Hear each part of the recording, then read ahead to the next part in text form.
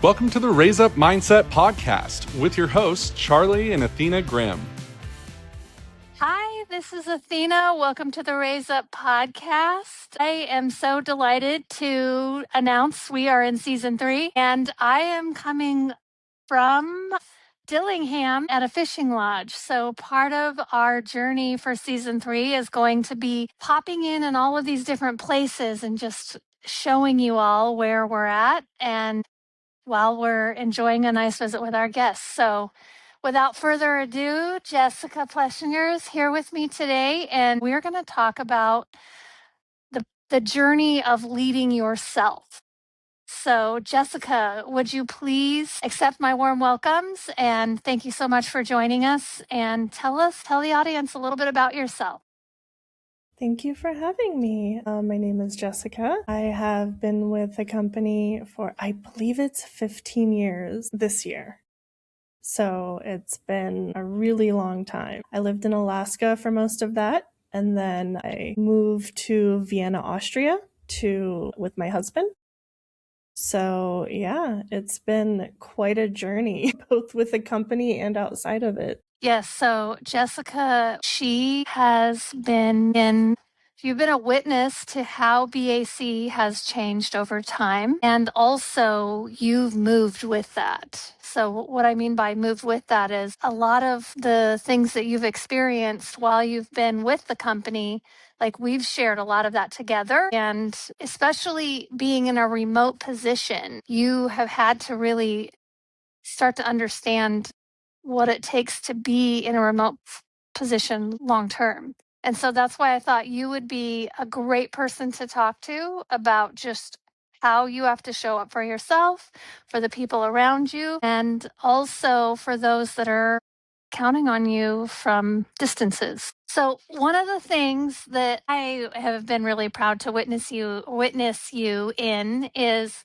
how you have continued to change your routines in order to stay motivated and to keep the momentum going in your goals. So can you tell me just like a little story about maybe an epiphany that you had or something that was not quite clear initially that you found your way to the answer? Man, yeah. So it really is rough sometimes. Like you said, it's just about keeping yourself motivated. And I realized that, there's a couple of things, but I think for me, a big one was realizing that I mattered and that my work mattered.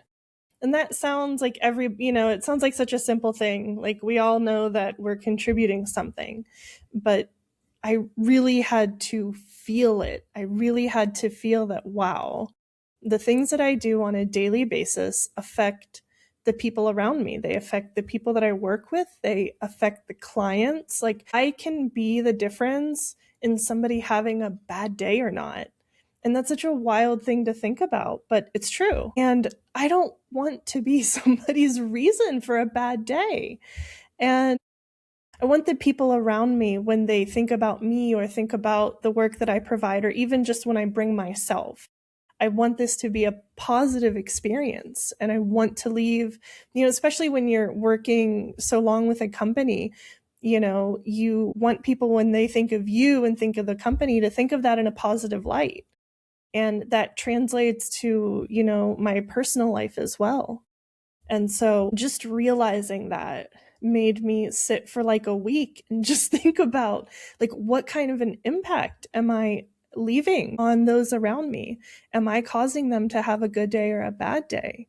And that really drove home how important how important everything I do is, not just for myself, but for everybody. I think that is a testament to leaders realizing that connecting our team to the significance that they bring is super important, especially if you don't see them face to face every day. And how can we communicate that even better in connecting? How does your role serve the whole picture? So that's awesome.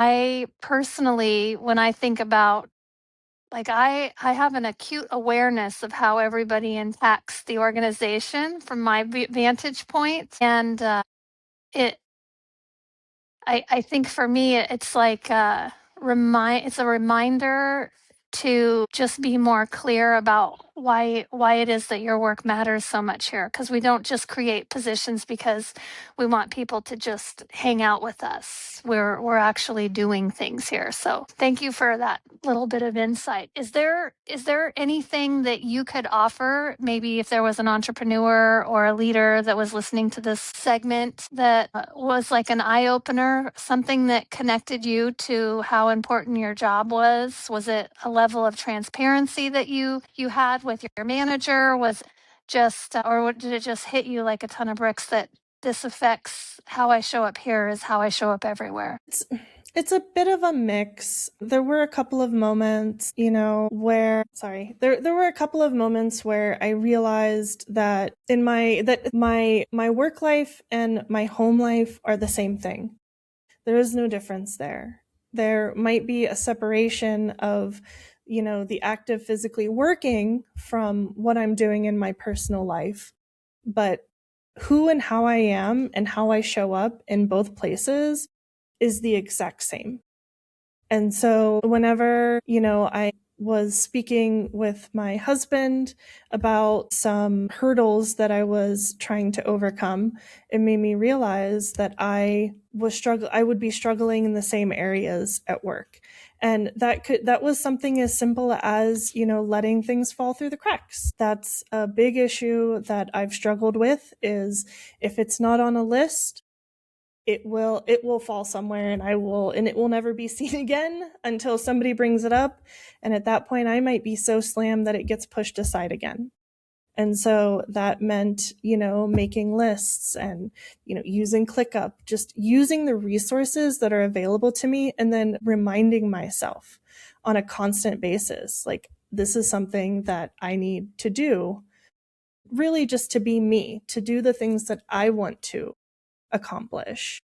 And I realized that there was a pretty big incongruency between how I pictured myself, who I thought I was, what I thought I was bringing, and what was actually happening. And it was just trying to be the me that I expected of myself and wanted of myself. And that brought a relief and a comfort that was just insane. And one of the biggest things was, having conversations with you. I would say my conversations with you and my conversations with my husband, where we're just talking about life stuff, where we're just, we're talking about some things that are going on with work. We're kind of going back and forth with ideas. It's just seeing each other as, the people that we are, and being able to find comfort and even solace in that. Like, I'm being who I am, you're being who you are.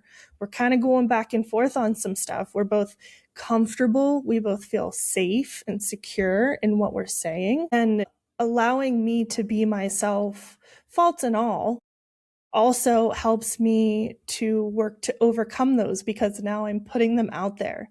I'm getting feedback. I'm taking ideas. I might stumble, but I know that that's another discussion that we can have. Hey, here's what's going on. Man, like, what can we do here? And being open to that feedback as well is really important. Not taking it personally. It is personal, but to not, take it to heart, but to take it in and decide what I'm going to do with that. And so I think our conversations were probably the biggest push that I needed to realize a lot of those things. Yes. Okay. Well, Jessica, I love how you brought up the feedback piece, because I believe personally that being able to give feedback and receive feedback is the key to really growing yourself and bringing further awareness into your field. And there are many people who it doesn't feel safe to receive feedback, and so therefore they do not receive it. Somebody could be giving it to them, but it isn't allowed in, and it certainly isn't changing their thought process around behaviors. And another way to phrase this would be self-awareness, understanding how you impact others around you.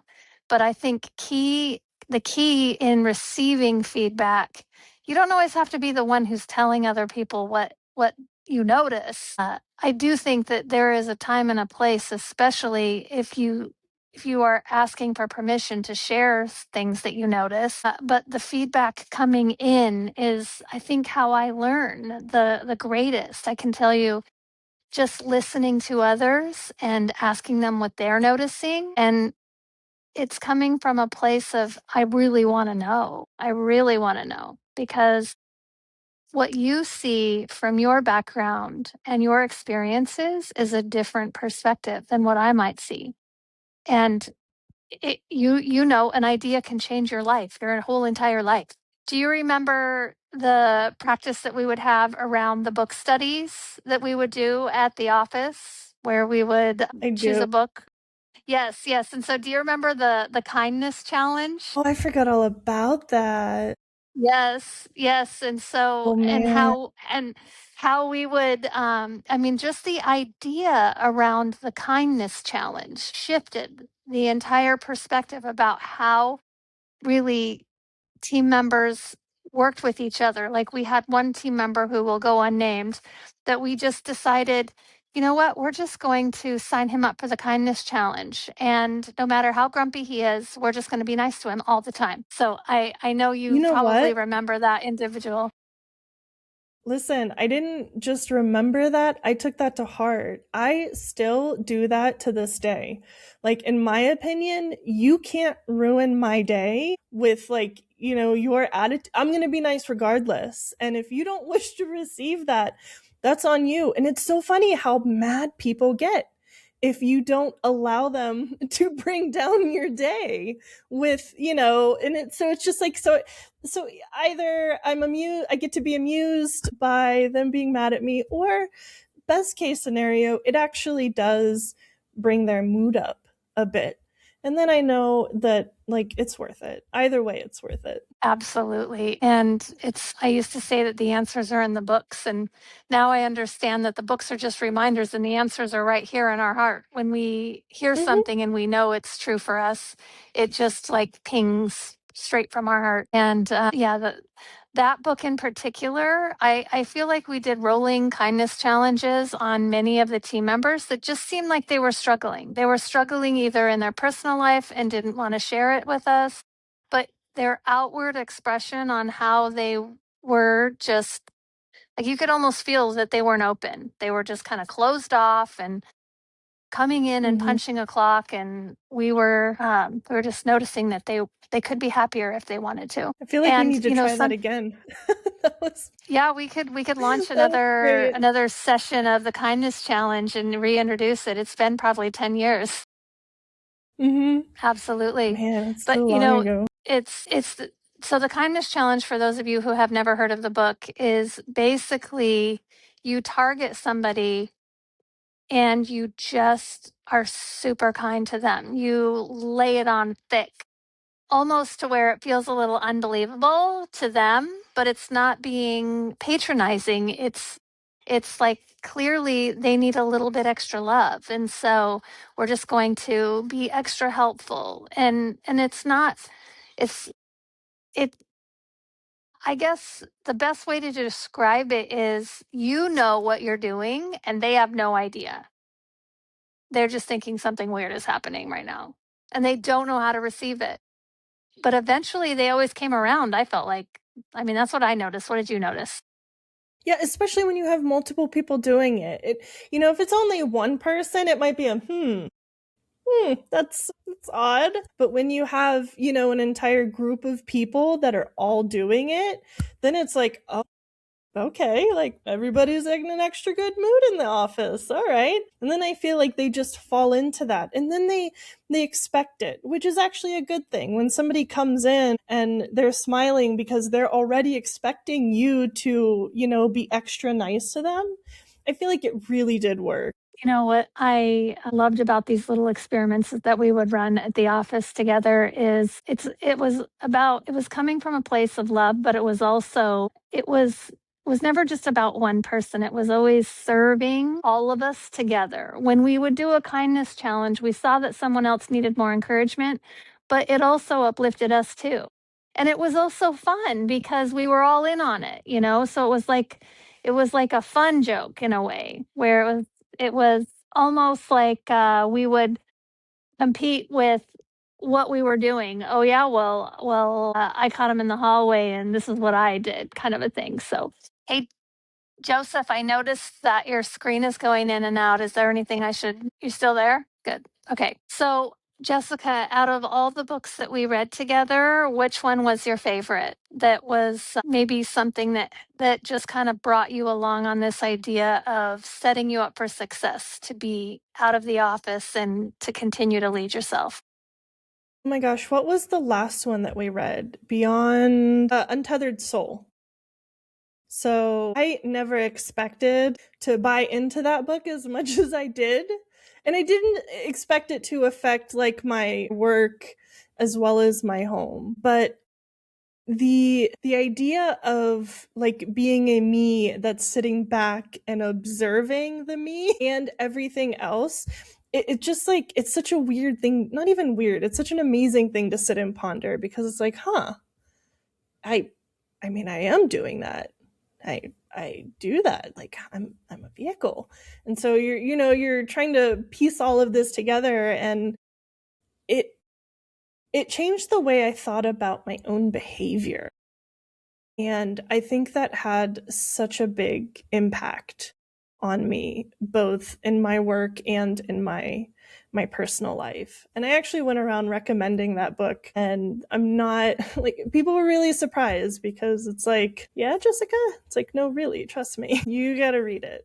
So, and I think that was my favorite of all the ones we read. That book would take you as deep as you wanted to go, I felt like, because there were some people that were in that book study with me, and they only went to the surface level, and that was it. And then there were others that just jumped off the diving board, and they received so much more from that book. So for those of you who could be just joining us, one of the things that we're discussing is leading yourself, and then also a habit that we had developed at BAC, which was doing a group book study together. And there were people that were invited to join in. We have a library of books at our office, and Jessica is speaking of one of the books in particular that we just that really impacted her. And that book, I thought that was the coolest book. Like that was a kind of an experiment that I ran, where I'm going to see, okay, let's just see how deep these guys are willing to go. And you went all in on that. And there's just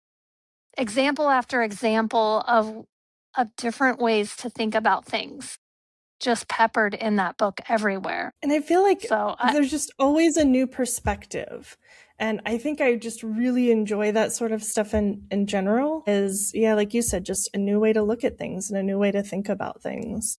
And I think if you can do that, you're also like opening yourself up to receive these things, to receive new ideas, new ways of thinking. And yeah, that book was amazing for that. You know, the idea that you have to be willing to receive, I don't think sits as heavy as it should with people. I've noticed that there are some people that they can't even receive a door getting opened for them because they can do it on their own. I got this. Like, you don't need to do that. And it's like, you know, part of what I think creates the great experience of life is that you allow others to show up in their gifts. And some of them really have the gift of service, and it's not sacrifice. This is not a problem for me. I absolutely love to get the door for people, and this is my little happy spot.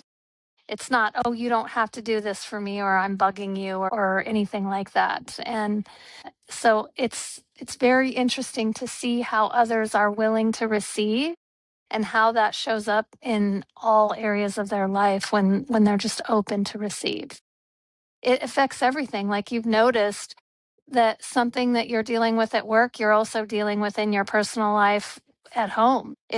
Whether we can see it or not, it shows up in all of these areas. And if we can receive feedback, then it's like, oh, you're right. I do notice that. Oh, and it is showing up over there too. Oh, man.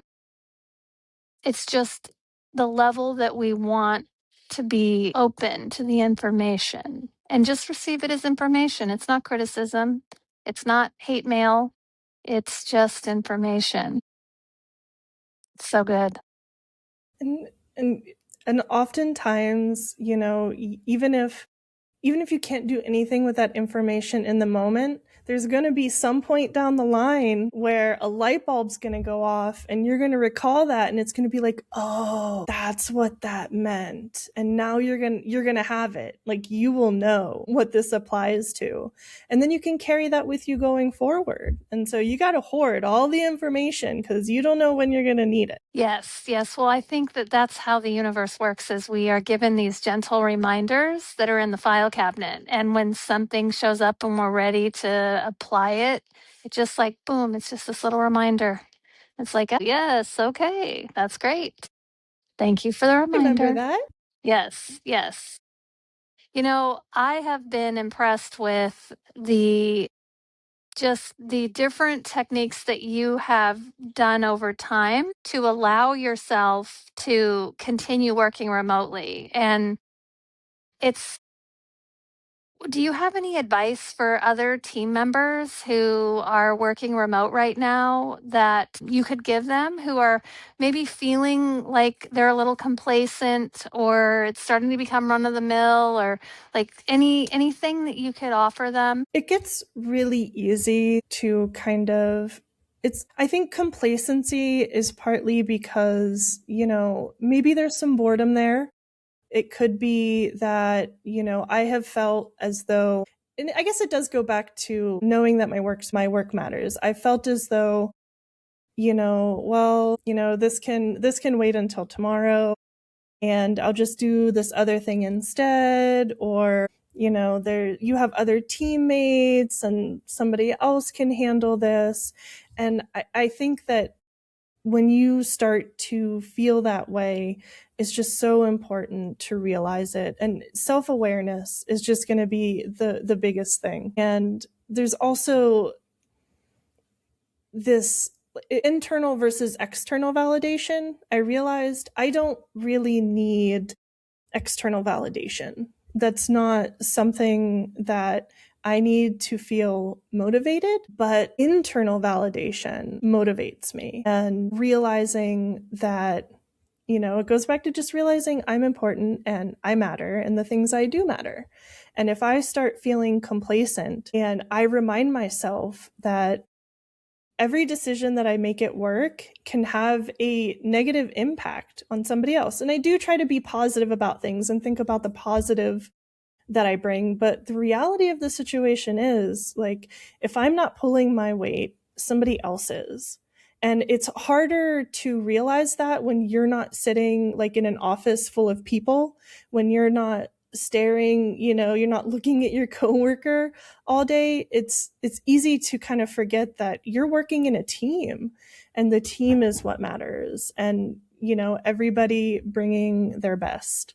And so one thing that I do especially is just kind of sit with myself almost every day and kind of remind myself that, this is what I need to bring to the table today. These are the things that, I need to do. And validating myself, like, just, or if I'm, having a rough time of it, calling up a coworker. And it really is as simple as that, like just calling somebody to say hi and how are you. And when somebody new comes on, introducing myself and making sure that they know who I am, and just really trying to remind myself that I'm part of a team.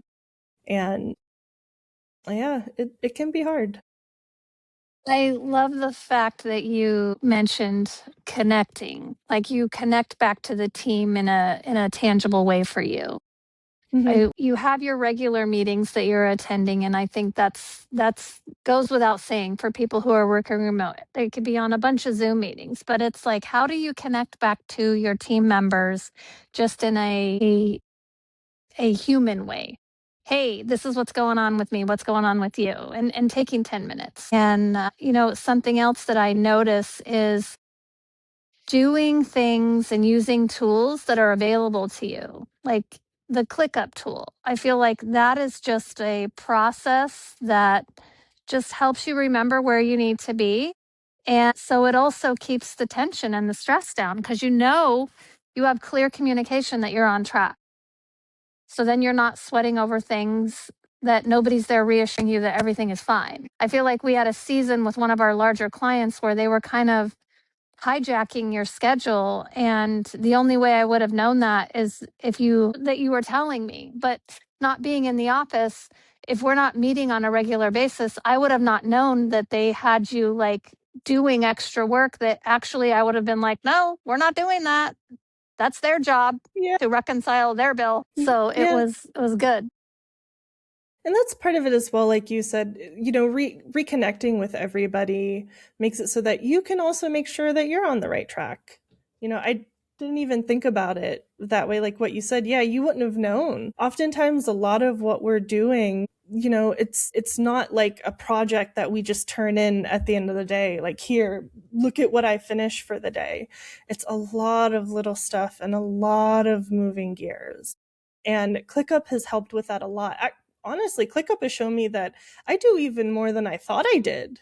Because, like, man, and it also showed me that some of my projects, my projects are much more ongoing and more labor intensive than I thought they were. Because if somebody were to ask me about something I'm working on, and even I didn't realize how much I downplayed it. Like, yeah, this was kind of a pain in the butt and went back and forth over the last few days. Then I can look at ClickUp and be like, oh shoot, okay, I got notes in there like 4 or 5 times and it's been 3 weeks. And okay, yeah, I spent a bit more time on that than I thought I did.